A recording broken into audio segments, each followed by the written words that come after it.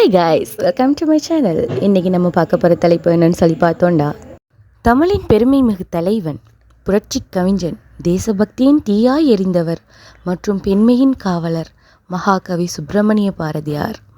ஆமாங்க, சுப்பிரமணிய பாரதியார் பற்றி தான் நம்ம இந்த கதையில் பார்க்க போகிறோம். அவர் பெயர் கேட்டாலே நம் இதயத்தில் ஒலி எழும், விடுதலை விடுதலை என்ற முழக்கம்.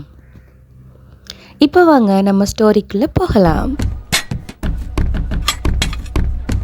மகாகவி சுப்பிரமணிய பாரதியார் 1882 டிசம்பர் 11 அன்று எட்டியபுரத்தில் தாங்க பிறந்தாங்க. சிறு வயதிலேயே பாடல், கவிதை, பேச்சு எல்லாத்துலேயுமே அசத்திட்டே இருந்தாங்க. 12 வயதிலேயே கவிதை போட்டியில் வெல்றாங்க. அதில் தான் பாரதி என்ற பட்டமும் கிடைக்கிது. அந்த நாள் முதல்ல அவங்க தமிழ் வானில் நட்சத்திரமாக மின்னுறாங்க. அவர் சிறு வயதிலிருந்தே அச்சமில்லாதவங்க. ஒரு வருஷம் கூட பயமின்றி சிந்திக்க முடியாத சமுதாயத்தில் பாரதி சொன்னாங்க, அச்சமில்லை அச்சமில்லை அச்சம் என்பதில்லையே. அந்த காலம் பிரிட்டிஷ் ஆட்சி இந்தியாவை அடிமைப்படுத்தி வைத்திருந்த காலமாகும். ஆனால் பாரதி மனதில் தீப்பொறி இருந்தது. அவங்க சொன்னாங்க, நமக்கு நாமே அரசர்கள். சின்னஞ்சிறு கிளியே என்று பாசத்துடன் பாடிய கவிஞனே, எழுந்திடு இந்தியா என்று தீமூட்டினார். நமக்கு பயமில்லாமல் நிற்க கற்றுத்தந்தவர். சுதந்திரம் ஒரு கனவு அல்ல, அது மனித உரிமை என புரிய வைத்தவர். பாரதியார் பெண்களை மரியாதையோடு பார்த்தார். அவங்க சொன்னது, புதுமை பெண் பிறந்தாள். அந்த காலத்தில் பெண்கள் வீட்டுக்குள்ளே மட்டுமே இருந்தாங்க. ஆனால் பாரதி சொன்னாங்க, பெண்களுக்கு கல்வி சுதந்திரம் தேவை. அவர் கூறியது, பெண் சுதந்திரம் அடையாமல் தேசம் சுதந்திரம் அடையாது. இன்று பெண்கள் அரசியலிலும் கல்வியிலும் விண்வெளிகளிலும் சாதிக்கின்றார்கள் என்றால் அதற்கு காரணம் பாரதி அன்று விதைத்த விதைகள்தான். பாரதியார் தமிழ் மொழியை காதலித்தார். ஞாமறிந்த மொழிகளிலே தமிழ் மொழி போல் இனிதாவது எங்கும் காணோம். அவர் தமிழ் கவிதைகளில் குழந்தை பாட்டு முதல் புரட்சி பாடல்கள் வரை எழுதியவர்.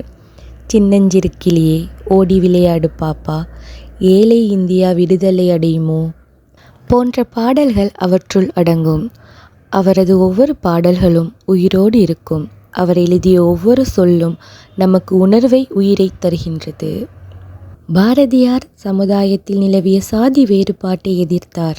அவர் சொன்னார், சாதி இல்லையடி பாப்பா, குலம் இல்லையடி பாப்பா. அவருக்கு மனிதன் என்றால் மதம் ஜாதி இல்லாதவன். அவர் கனவு அன்பும் சமத்துவமும் நிறைந்த உலகம்.